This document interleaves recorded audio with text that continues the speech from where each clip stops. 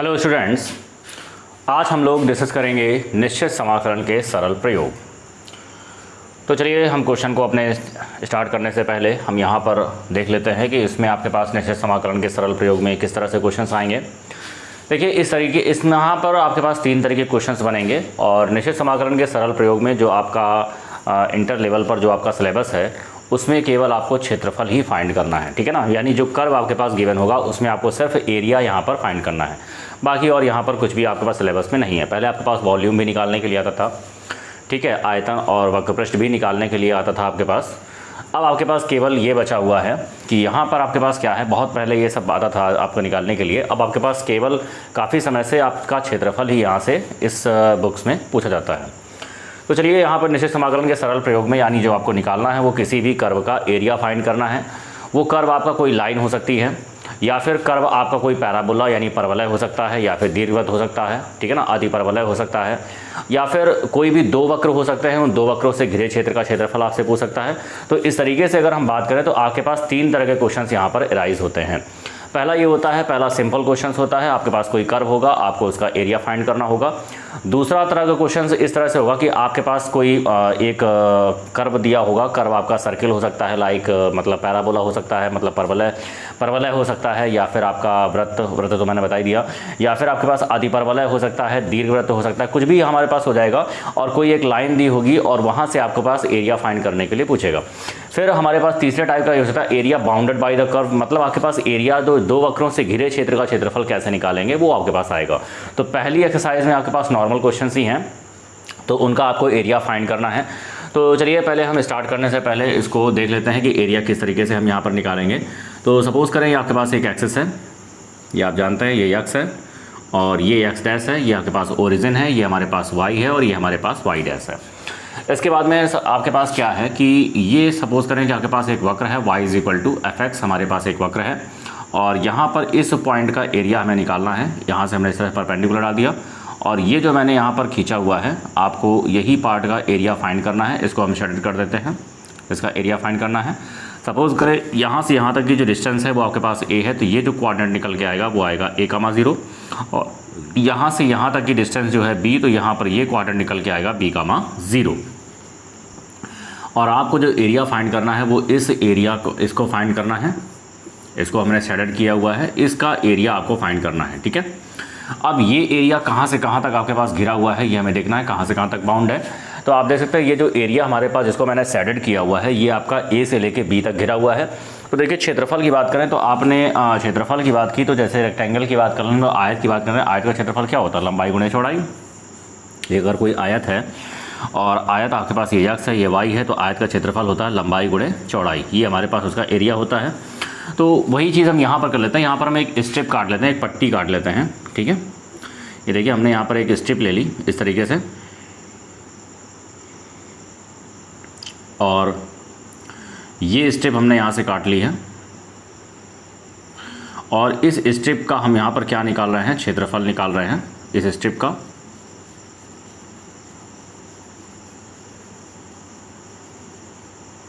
ये बहुत ही small strip है आपके पास, ठीक है, ओके। तो देखिए ये जो हमारे पास स्टेप है, इस स्टेप का हम लोग देख लेते हैं कि हमारे पास ये चौड़ाई है वो कितनी है, dx है, और इसकी जो लंबाई हमारे पास है अगर हम ये कहें कि y है हमारे पास, ठीक है, चूँकि x की वैल्यू होती है ये, तो dx हमने ले लिया कि इसकी जो थिकनेस है वो हमारे पास क्या है, dx है, और इसकी जो लंबाई हमारे पास है वो क्या है, y है, क्योंकि ऊपर आपके पास क्या है, y का कोऑर्डिनेट है। तो इस तरीके से अगर हम बात करें कि ये हमारे पास कोई पट्टी है और इसकी चौड़ाई क्या है dx और यह लंबाई क्या है y, तो यहाँ से क्षेत्रफल की बात करें तो लंबाई गुणे चौड़ाई यानी ये हो जाएगा y × dx, ये हमारे पास एरिया हो जाएगा। तो ये केवल एक इस स्टेप का एरिया है। तो अगर होल एरिया हमें यहाँ से निकालना होगा तो होल एरिया के लिए हम क्या करेंगे, इंटीग्रेशन लगा देंगे और ये कहाँ से कहाँ तक बाउंड है, a से b तक, तो ये हमारे पास इसका होल एरिया हो जाएगा, ठीक है। तो इस तरीके से अगर हम घिरे भाग का क्षेत्रफल निकालें तो यहाँ से क्षेत्रफल हो जाएगा a क्या होगा हमारे पास, y × dx होगा, y × dx किसके लिए, इस स्ट्रिप के लिए हो जाएगा। और जब आप इसके होल एरिया की बात करेंगे इंटीग्रेशन लगा देंगे और ये कहाँ से कहाँ तक घिरा हुआ है, a से लेके b तक, तो ये हमारे पास इसका क्षेत्रफल हो जाएगा और इसकी यूनिट होगी हमारे पास वर्ग इकाई। तो आप देख सकते हैं ये हमारे पास एरिया है, integration of a to b y dx, और यहाँ पर जो भी एरिया आपके पास होगा वो पॉजिटिव लिया जाता है, इसको आप ध्यान में रखिएगा। तो यहाँ पर क्या होगा, पॉजिटिव वैल्यू आपके पास आएगी। तो पॉजिटिव वैल्यू मतलब मॉड वाई, यानी जो भी आपके पास एरिया होगा हमेशा पॉजिटिव में लेते हैं। तो देखिए जब आप यहाँ से पॉजिटिव वैल्यू को लेंगे तो ये हो जाएगा ए टू बी। अब मॉड वाई की बात करें तो मॉड वाई हमारे पास ए टू बी कहाँ पर है, देखो आप जानते थे मॉड हमारे पास दो वैल्यू कंटेन करता है। सपोज दैट हमारे पास मॉड एक्स है, तो यहाँ पर अगर कोई वैल्यू इस तरह से है तो एक वैल्यू इसकी पॉजिटिव होती है, दूसरी वैल्यू क्या होती है, निगेटिव होती है। ये क्या वैल्यू कब होगी, जब एक्स की वैल्यू ग्रेटर देन 0 होगी, और लेस देन कब होगी, जब आपके पास ये माइनस एक्स होगा। ठीक है, तो यहाँ पर ए से बी तक जो भी हमारे पास एरिया चल रहा है वो सब क्या चल रहा है, पॉजिटिव डायरेक्शन पे चल रहा है। तो हमारे पास ये आपके पास ऊपर भी है। और दूसरी बात हम ये भी कह सकते हैं कि अगर हमारे पास इस फर्स्ट क्वाड्रेंट में हमारे पास कोई एरिया है तो वो क्या होगा, वो पॉजिटिव होगा। इस यहाँ पर जो आपके पास होता है वो लेफ्ट साइड में अगर कोई हमारे पास एरिया निकाल रहा है किसी कर्व का तो वो निगेटिव में लेते हैं। और यहाँ पर जो नीचे आपके पास निकालते हैं दोनों साइड से वो भी हमारे पास निगेटिव होता है। तो फर्स्ट क्वाड्रेंट में जो भी एरिया पड़ेगा वो हमारे पास पॉजिटिव होगा, बाकी सब साइड्स में क्या होता है, एरिया निगेटिव होगा। इसका मतलब अगर मॉड वाई की बात करें, indication of a to b, अगर हम देखेंगे फर्स्ट क्वाड्रेंट में हमारे पास लाई कर रहा है तो वैल्यू क्या हो जाएगी, वाई डी एक्स, ये हमारे पास निकल करके आ जाएगा। ठीक है, तो ये हमारे पास वैल्यू हो जाएगी। तो इतना आप स्क्वायर यूनिट कर सकते हैं। ठीक है, तो ये हमारे पास वैल्यू निकल करके आएगी। तो ये हमारे पास केस नंबर फर्स्ट है। चलिए हम केस नंबर सेकंड की बात कर लेते हैं। तो केस नंबर सेकंड की अगर हम बात करें तो केस नंबर सेकंड हमारे पास क्या होगा,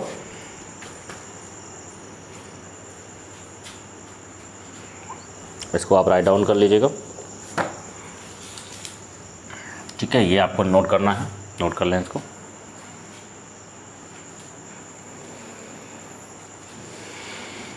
चलिए केस नंबर सेकंड की बात करते हैं। तो इसमें अगर हम बात करें, एरिया आपके पास यहाँ पर गिवन है, इस तरह से कुछ गिवन है हमारे पास एरिया, और यही आपके पास रीजन कहाँ पर है, नीचे आपके पास गिवन है इस तरीके से। और यहाँ से आप निकाल रहे हैं ए टू बी, ये हमारे पास है a, 0, ये हमारे पास है b, 0, और ये हमारे पास फंक्शन है y = f(x) हमारे पास गिवन है। और ये हमारे पास इसका एरिया फाइंड करना है। तो यहाँ से भी अगर हम एक स्टेप काट लेते हैं, ठीक है, ये हमने एक स्टेप यहाँ से ले ली, और इसकी जो थिकनेस है वो अगर हम dx कहें और हमारे पास इसकी चौड़ाई क्या है y, तो यहाँ से जो एरिया हमारे पास निकल के आएगा तो एरिया क्या होगा, y dx एरिया हो जाएगा, और ये मॉड वाई हो जाएगा हमारे पास। और ये कहाँ से कहाँ तक है, इंटीग्रेशन ऑफ a से b तक है। अब देखिए यहाँ पे अगर हम बात करें तो ये हमारे पास क्या है, मॉड है, जो वैल्यू क्या हो जाएगी, नेगेटिव हमारे पास हो जाएगी, क्योंकि इसमें जो आपके पास आ रहा है वो कहाँ पर आ रहा है, लेफ्ट नीचे आ रहा है, तो इसके लिए क्या होगा, -y हो जाएगा। तो a टू b हमारे पास क्या होगा, -y dx हो जाएगा। इसके भी क्वेश्चन दो तरीके से करते हैं, या तो शुरुआत में ही हम ऐसा कर लें, या फिर सीधे सीधे इसके जो एरिया फाइंड करें वो शुरुआत में हम क्या लेकर चलें, पॉजिटिव लेकर के चलें। ठीक है, या फिर आप इसका इस तरह से भी कर सकते हैं कि हम शुरुआत से इसकी वैल्यू को क्या ले लें, integration of a to b and y dx लेके चलें इस तरीके से।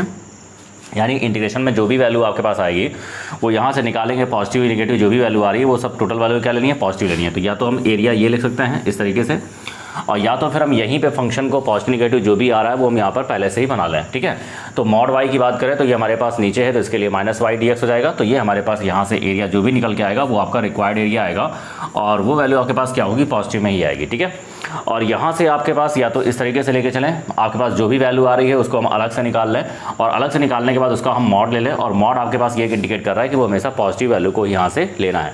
तो या तो आप ये लगा सकते हैं इसके लिए, या तो फिर हम इसका ये लगा सकते हैं। ठीक है, तो ये चीज़ हमारे पास वैल्यू है, तो हम लोग इसका यूज़ करते हैं अधिकतर, तो इसका हम लोग यूज़ कर लेंगे, और दोनों से आंसर आपका सेम मैच करेगा। ओके, इसमें कोई समस्या नहीं होगी। मैं आपको एक क्वेश्चन करके दिखाऊंगा कि आप इस तरीके से करें या फिर इस तरीके से करें, दोनों से वैल्यू आपके पास क्या होगी, सेम मैच करेगी। चलिए नेक्स्ट हम देखते हैं क्वेश्चन नंबर अगला केस हम यहाँ से देखेंगे। अगला केस हमारे पास क्या कह रहा है,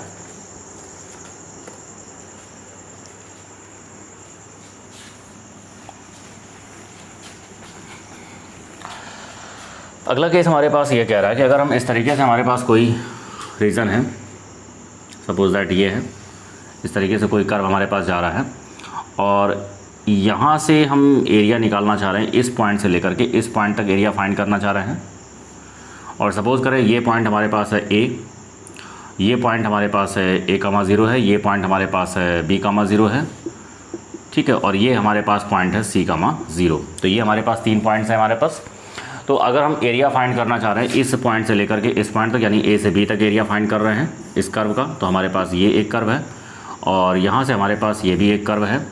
तो आप दोनों कर्व का एरिया फाइंड करेंगे और दोनों को ऐड कर देंगे। ठीक है, देखिए इसको भी हम दो तरीके से कर सकते हैं। या तो हम एरिया जब फाइंड करें तो क्या लेंगे, इंटीग्रेशन ऑफ ए टू सी, ये हो जाएगा मॉड का वाई डी एक्स। सपोज करें आपके पास फंक्शन क्या है, y is equal to f x है हमारे पास, तो ये हो जाएगा मॉड का y D x plus integration of c to b हो जाएगा, और ये हमारे पास हो जाएगा y D x, mod y D x हो जाएगा।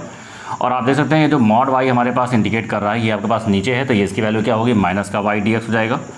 और यहाँ से integration of c to d की बात करें तो ये हमारे पास क्या होगा, प्लस का वाई डी एक्स। आप इसको सॉल्व कर लेंगे तो हमारे पास वैल्यू निकल करके आ जाएगी।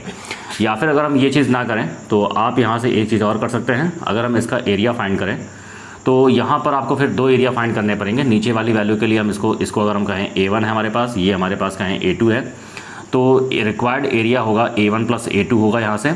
और हम पहले A1 की बात करें तो A1 हमारे पास क्या होगा, चूँकि ये नीचे है तो मॉड में हो जाएगा A to c y D x हो जाएगा।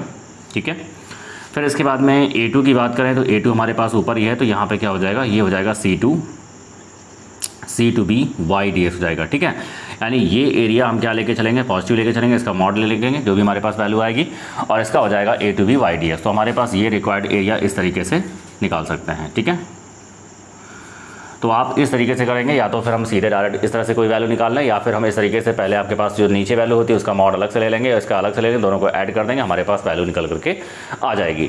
तो हम लोग इसी का यूज़ करेंगे, काफ़ी आसान पड़ता है आपके पास। जब आप इस तरह से लेंगे तो हमारे पास वैल्यू क्या होगी, सीधे फंक्शन को पॉजिटिव नेगेटिव जो बनना होगा पहले हम इसको बना लेंगे। ठीक है, तो ये काफ़ी आसान पड़ता है। तो नेक्स्ट हम लोग बात करेंगे, अगला केस हमारे पास, ये आपके पास थर्ड केस था। नेक्स्ट हम बात करेंगे केस नंबर 4 की। चलिए केस नंबर 4 देख लेते हैं। केस नंबर 4 हमारे पास इस तरीके से है।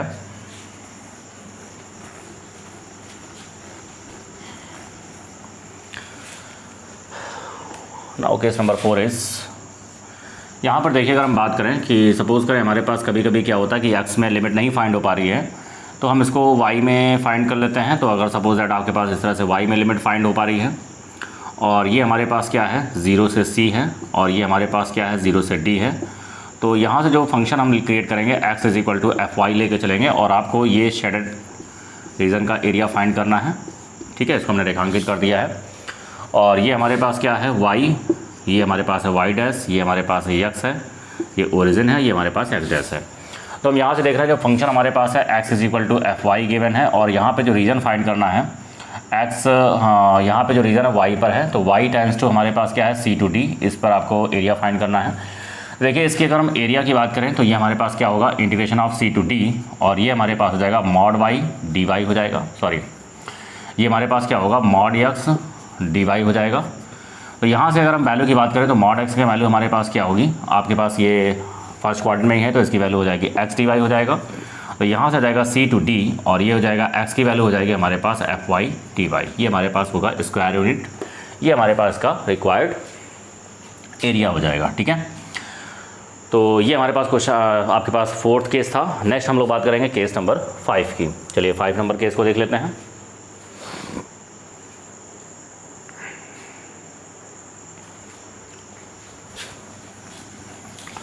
अब देखिए यहाँ पे केस नंबर 5 की बात करें, अगर सपोज़ करें यहाँ पर है तो यहाँ पर भी आपके पास हो सकता है। तो सपोज़ दैट ये हमारे पास इस तरह से कोई वैल्यू है यहाँ पर, ठीक है, और आप इसका एरिया फाइंड कर रहे हैं, और ये हमारे पास है 0 से c, ये हमारे पास है 0 से d, और ये फंक्शन है x is equal to f y. तो यहाँ पर जब आप देख रहे हैं तो x is equal to f y है हमारे पास, और यहाँ से जो लिमिट दे रखी है y times two c to d, ये हमारे पास वैल्यू है y पर। तो जब आप इसका एरिया फाइंड करेंगे तो इसका एरिया हो जाएगा integration of c to d, और ये हो जाएगा हमारे पास x मॉड x dy हो जाएगा। अब देखिए मॉड x की बात करें तो ये हमारे पास कहाँ पर लेफ्ट साइड में है, तो इसकी वैल्यू क्या हो जाएगी, निगेटिव हो जाएगी, तो ये हो जाएगा माइनस x dy हो जाएगा। फिर यहाँ से आपके पास माइनस बाहर कर लिया, ये हो जाएगा c टू d, और x की वैल्यू हमारे पास है एफ वाई dy, और यहाँ से जो हमारे पास रिक्वायर्ड एरिया आएगा वो आपके पास वैल्यू निकल करके आ जाएगी। ठीक है, तो ये हमारे पास वैल्यू होगी। और नेक्स्ट हमारे पास क्या होगा, जो भी वैल्यू निकल करके आएगी वो आपके पास लास्ट में जो भी वैल्यू आएगी, एरिया कभी निगेटिव होगा नहीं, जो भी वैल्यू आएगी वो हमारे पास पॉजिटिव लेंगे। ठीक है, तो उसकी पॉजिटिव न्यूमेरिकल वैल्यू को यहाँ से कंसिडर करेंगे। या फिर आप एरिया के लिए ये भी कर सकते हैं कि integration of c to d लेके चलें, और यहाँ से x dy ही लेके चलें, और इसका क्या ले लें, मॉड ले लें। और यहाँ से जो वैल्यू निकल के आएगी वो उसके बाद क्या दिखाएगा, पॉजिटिव वैल्यू को दिखाएगा। तो ऐसा भी हम यहाँ पे कर सकते हैं कि वैल्यू को हम निकाल लें और सीधे हमारे पास जो भी वैल्यू आएगी उसका हम सीधे सीधे मॉड ले लें, यानी लास्ट में जो भी वैल्यू आएगी उसको हम पॉजिटिव कर देंगे। तो ऐसा भी आपके पास किया जा सकता है। तो ये दोनों वैल्यू आपके पास हैं, आप इसको देख लीजिए। नेक्स्ट हम बात करेंगे केस नंबर 6 की। चलिए केस नंबर 6 को देखेंगे।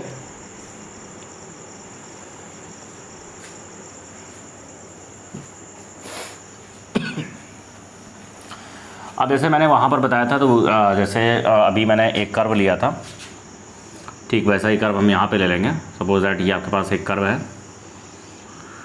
ठीक है, और इसका एरिया आप फाइंड कर रहे हैं, सॉरी, इसका एरिया हम फाइंड कर रहे हैं। सपोज दैट इस पॉइंट से लेकर के ये हमारे पास एक पॉइंट यहाँ पर है, डी पॉइंट है, और ये जो हमारे पास पॉइंट है ये हमारे पास है 0,f, और ये हमारे पास पॉइंट है 0,c,0 प्रभु, और ये हमारे पास पॉइंट क्या है, y=c। ठीक है, यहाँ पर क्या है, y=d है हमारे पास, ये y=d है, और ये पॉइंट 0,f है, और ये पॉइंट हमारे पास y=c। इस जगह पे एरिया हम फाइंड कर रहे हैं इस पॉइंट को लेकर के।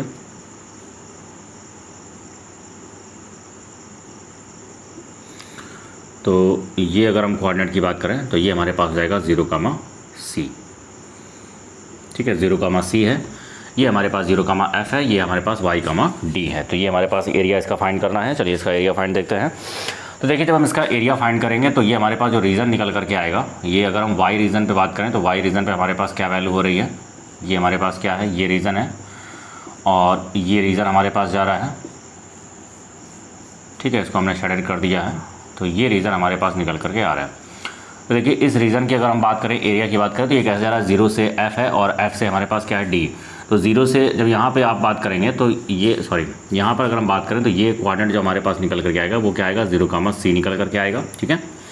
तो ये हमारे पास क्या है, y=c है। तो ये एरिया हमारे पास निकल के आएगा 0,c, यहाँ पर होगा, तो 0 से c हमारे पास ये पूरा कोऑर्डिनेट आ जाएगा। फिर इसके बाद में f से d लेंगे तो ये हमारे पास आ जाएगा, और दोनों का एरिया हम फाइंड कर लेंगे। तो यहाँ पर क्या होगा, x क्या होगा, तो दो टाइप से कर सकते हैं। पहला तो हम क्या कर सकते हैं यहाँ पे कि 0 से c लें, और ये क्या होगा, mod x dy हो जाएगा। फिर हम यहाँ से सॉरी, यहाँ पे क्या c/f लेंगे, ठीक है, c/f लेंगे, और ये हो जाएगा mod x dy हो जाएगा। फिर यहाँ से लेंगे f से आपके पास क्या होगा, d होगा, और ये होगा mod x dy हो जाएगा। और यहाँ से c/f की बात करें तो ये हमारे पास लेफ्ट में चल रहा है, तो ये हमारे पास क्या हो जाएगा, निगेटिव वैल्यू को लेंगे, यानी -x dx हो जाएगा, -x dy हो जाएगा। और यहाँ से f to d लेंगे, और ये हमारे पास क्या होगा, mod x dx हो जाएगा, ठीक है। तो ये हो जाएगा प्लस का x dy हो जाएगा, और यहाँ से आपके पास रिक्वायर्ड एरिया हम निकाल सकते हैं। या फिर आप इस तरीके से करें तो इसको दो भागों में कन्वर्ट कर दें, ये हो जाएगा a1, ये हो जाएगा a2। तो अगर हम इसको हम a1 कह रहे हैं और इसको हम लेफ्ट राइट साइड वाले को a2 कह रहे हैं, तो जो a1 की वैल्यू होगी मॉड में हो जाएगा c/f, और ये क्या होगा, x dy हो जाएगा, इसकी वैल्यू निकाल लें। और a2 की वैल्यू हमारे पास पॉजिटिव होगी, तो ये हो जाएगा f2d हो जाएगा, और ये हो जाएगा x dy। ये इस तरीके से आप इसको एरिया को फाइंड कर सकते हैं। और x की वैल्यू हम क्या रख देंगे, x की वैल्यू हम fy पुट कर देंगे, क्योंकि x हमारे पास क्या था, fy था, ठीक है। तो और लिमिट हमारे पास क्या है, c to d हमारे पास, यहाँ पर जो y की वैल्यू है c to d लाई कर रहे हैं। तो इस तरीके से रिक्वायर्ड एरिया आपके पास निकल करके आ जाएगा। तो या तो आप ऐसे लगा दीजिए, या तो आप इसको इस तरीके से निकाल सकते हैं। तो ये हमारे पास एरिया था। इसके बाद में हम सिमेट्रिकल की बात कर लेंगे। तो सिमेट्रिकल में हमारे पास क्या वैल्यू हो जाती है, इसको भी देख लीजिए। केस हमारा अगला केस है। सपोज दैट सिमेट्री का सममित का कोई केस हमारे पास बन रहा है। तो अगर हम सपोज करें कि हमारे पास ये कोई कर्व है, ये आपके पास परवलय है, फर्स्ट ईयर में आपको पढ़ाया गया था, सारे आपके पास एरिया बताए गए थे। देखिए, अगर ये परवलय है तो ये सिमेट्री होती है, जितना इधर बनता है उतना ही इधर बनता है, ठीक है। तो अगर आप इसका एरिया फाइंड करें तो सपोज दैट हमारे पास ये पॉइंट है 0,0, और यहाँ पर आपके पास ये जो यहाँ से हमें एरिया निकालना है, और ये हमारे पास क्या है, 0 to a है, ठीक है।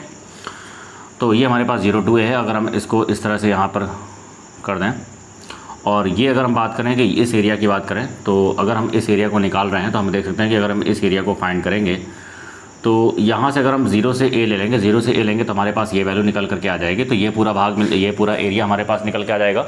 और अगर हम 2 का मल्टीप्लाई करते हैं, सपोज दैट आपको पूरा एरिया चाहिए, ठीक है, तो ये पूरा एरिया अगर हमें चाहिए यहाँ से, तो हाँ इसका हम आधा पार्ट करेंगे 0 से a करेंगे तो हमारे पास ये केवल रीजन मिलेगा। और अगर 2 का मल्टीप्लाई करेंगे तो हमारे पास ये पूरा रीजन निकल करके आ जाएगा। तो हम इसके केवल इस 0 से a लेंगे तो केवल एक पार्ट की बात होगी, जैसा कि हम पिछले वीडियो में कर रहे थे। तो यहाँ पर क्या हो जाएगा, इंटीग्रेशन ऑफ 0 to a करेंगे तो हमारे पास क्या होगा, ये अगर हम बात करें, अगर आपके पास x = fy टाइप का है, तो अगर हम यहाँ से बात करें x = x dy हो जाएगा। और यहाँ से 2 का मल्टीप्लाई करेंगे तो हमारे पास रिक्वायर्ड टोटल एरिया निकल करके आ जाएगा। या फिर आप क्या करें, इसका अलग निकालें, इसका अलग निकालें, फिर दोनों को ऐड करें, ठीक है। तो सबसे अच्छा ये होगा कि ये सिमेट्री बन रही है।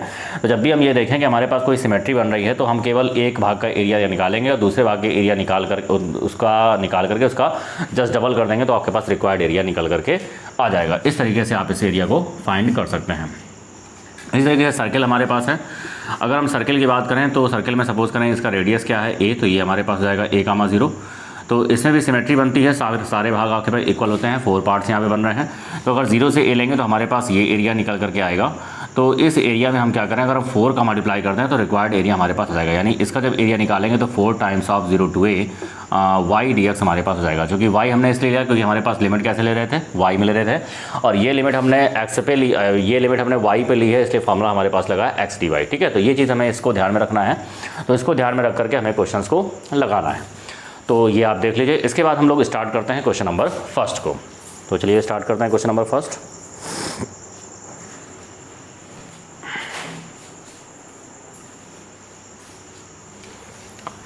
क्वेश्चन नंबर फर्स्ट हमारे पास कह रहा है, इसमें कह रहा है वक्र x अक्ष और दी हुई कोटियों से घिरे योग क्षेत्र का क्षेत्रफल ज्ञात कीजिए। तो y = x है, x = -1 और x = 2। यहाँ पर जो वक्र का समीकरण दिया गया है,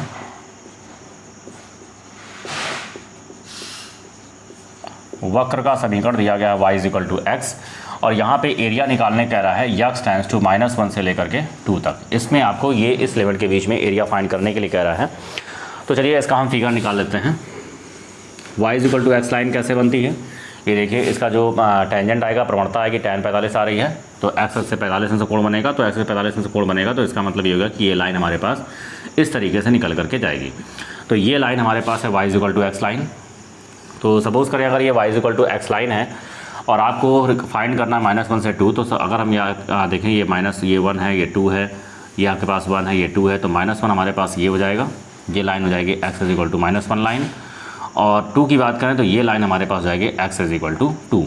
तो ये जो कोऑर्डिनेट आएगा, ये कोऑर्डिनेट आएगा 2, 0, और ये कोऑर्डिनेट हमारे पास निकल के आएगा -1, 0। तो देखिए आपको -1 से लेकर 2 तक एरिया फाइंड करना है। तो इसका मतलब इस भाग का एरिया आपको निकालना है और फिर इस भाग का एरिया आपको निकालना है। तो 2 भाग आपके पास यहाँ पर हैं, और इसमें आप देख सकते हैं कि ये जो एरिया हमारे पास जब निकाल रहे हैं तो ये भाग हमारे पास नीचे बन रहा है और ये भाग हमारे पास ऊपर बन रहा है। तो ये आपके पास क्या हो, नेगेटिव है, और ये भाग क्या है, पॉजिटिव है, ठीक है। तो मैंने बताया था कि आप इसको 2 तरीके से निकाल सकते हैं। पहला तो ये निकाल सकते हैं कि सीधे सीधे जब आप इसको निकालें, देखिए दोनों से तरीके से हम आपको करके दिखा रहे हैं। तो हमारे पास क्या वैल्यू हो जाएगी, अगर मान लीजिए आप वक्रों से आपके पास जो घिरा हुआ रेखांकित भाग का क्षेत्रफल निकाल रहे हैं, तो रेखांकित भाग का क्षेत्रफल क्या हो जाएगा हमारे पास, रेखांकित भाग का क्षेत्रफल, ठीक है। a = हमारे पास क्या होगा पहले, और ये हमारे पास जो कोऑर्डिनेट है ओरिजिन है, ये 0, 0 होगा। तो पहले हम ले रहे हैं -1 से 0, -1 से 0 लेंगे, और ये हो जाएगा mod y dx, और प्लस लेंगे इंटीग्रेशन ऑफ 0 से 2 लेंगे, तो ये हो जाएगा 0 से 2, और ये हो जाएगा mod y dx हो जाएगा, ठीक है। अब यहाँ पे देखिए mod y हमारे पास क्या होगा, यहाँ पर ये आपके पास नीचे दे रखा है कर्व, तो नीचे दे रखा है, तो mod y क्या होगा, निगेटिव हो जाएगा, तो -y dx हो जाएगा हमारे पास। ये फिर हो जाएगा इंटीग्रेशन ऑफ 0 to 2, यहाँ पर आपके पास ऊपर दे रखा है, तो ये आपका प्लस का y dx हो जाएगा। अभी हम y की वैल्यू पुट करेंगे, देखिए ये हो जाएगा माइनस तो बाहर आ गया, y की वैल्यू हम पुट करेंगे, y की वैल्यू हमारे पास x dx है। इसके बाद में यहाँ पर भी y की वैल्यू पुट करेंगे, तो y की वैल्यू हमारे पास x dx है। देखिए x का समाकलन जब हम करेंगे तो x का समाकलन हो जाएगा x²/2, समाकलन बिल्कुल पहले की तरह है, लिमिट हमारे पास -1 से 0 है। इसका भी समाकलन हमारे पास हो जाएगा x²/2, लिमिट हमारे पास है 0 से 2। तो यहाँ पे देखिए -1/2 आ गया आपके पास। यहाँ पर पहले आप अपर लिमिट रखेंगे तो 0 का स्क्वायर 0 हो जाएगा, माइनस करके लोअर लिमिट रखेंगे, -1 का स्क्वायर +1 हो जाएगा। यहाँ से 1/2 गया, 2 का स्क्वायर 4 हो जाएगा और 0 का स्क्वायर हमारे पास 0 हो जाएगा। जब आप इसको सॉल्व करेंगे -1/2 में 1 का मल्टीप्लाई करेंगे तो वैल्यू आएगी 1/2 और इसका मल्टीप्लाई करेंगे तो वैल्यू आएगी 2। तो 2 दूना 4 1 5, 5/2 वर्ग इकाई, ये हमारे पास इसका क्षेत्रफल निकल करके आएगा। अब यहाँ पे मैंने देखा कि रेखांकित भाग का क्षेत्रफल आपने निकाला हुआ है। ये जैसे मैंने शुरुआत में कहा था कि आप इसको दो तरीके से निकाल सकते हैं। तो आपने देखा कि मैंने इसको मॉड वाई करके दिया हुआ है फंक्शन को, जो आपके पास प्लस माइनस जो भी हो रहा था वो पहले मैंने इसको यहाँ पे क्रिएट कर लिया है। अब देखिए इसको हम दूसरे तरीके से किस तरह से निकाल सकते हैं कि आप इस भाग का क्षेत्रफल अलग निकालिए, इस भाग का क्षेत्रफल अलग निकालिए। अब देखिए अगर हम दोनों भाग का क्षेत्रफल अलग अलग निकाल रहे हैं, इस भाग को अगर हम क्या कर रहे हैं A1 मान रहे हैं और इस भाग को हम क्या मान रहे हैं A2 मान रहे हैं, ठीक है। तो दोनों आपके पास अलग अलग भाग हैं। तो अगर हम पहले भाग का क्षेत्रफल निकालें, ठीक है, तो पहले भाग का क्षेत्रफल क्या होगा, ये सेकंड मेथड हम यहाँ पे बता रहे हैं आपको, या फिर आप इस तरीके से लगा सकते हैं। तो यहाँ से अगर हम पहले भाग का क्षेत्रफल निकालें, ठीक है, तो देखिए पहले भाग का अगर क्षेत्रफल निकालेंगे तो इसको हम अगर A1 कहें तो A1 इक्वल टू क्या होगा, चूँकि ये नीचे दिया गया है तो इसका हम मॉड ले लेंगे और ये क्या होगा -1 से 0 हो जाएगा और ये आएगा y dx हो जाएगा, ठीक है। तो देखिए इसका एरिया निकालेंगे तो -1 से 0 हो जाएगा। y की वैल्यू हमारे पास क्या है, x dx है और x का समाकलन करेंगे तो ये आएगा x²/2 और लिमिट हमारे पास है -1 से 0 है हमारे पास। तो यहाँ से आ जाएगा मॉड में 1/2 और ये हो जाएगा अपर लिमिट 0 और माइनस रखेंगे, लोअर लिमिट -1 का स्क्वायर 1 हो जाएगा। तो वैल्यू आएगी माइनस का 1/2 और चूँकि मॉड लगा हुआ है तो वैल्यू आएगी प्लस का 1/2 हो जाएगा। इसके बाद में जो दूसरा भाग है उसका हम क्षेत्रफल फाइंड करेंगे। तो चलिए दूसरे भाग का क्षेत्रफल निकाल लेते हैं। तो यहाँ पे जो दूसरे भाग का क्षेत्रफल है ये हमारे पास ऊपर दिया गया है।